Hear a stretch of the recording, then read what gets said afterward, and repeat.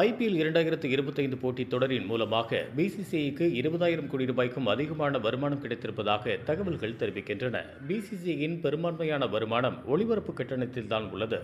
நடப்பு ஐபிஎல் தொடருக்கு ஒளிபரப்பு கட்டணமாக 9,678 கோடி ரூபாயை வயாகம் 18 நிறுவனத்தின் மூலமாக பிசிசிஐ பெற்று டைட்டில் ஸ்பான்சர்ஷிப் வருவாய் மூலமாக இந்த தொடரில் 500 கோடி ரூபாயை பெற்றது பிசிசிஐ.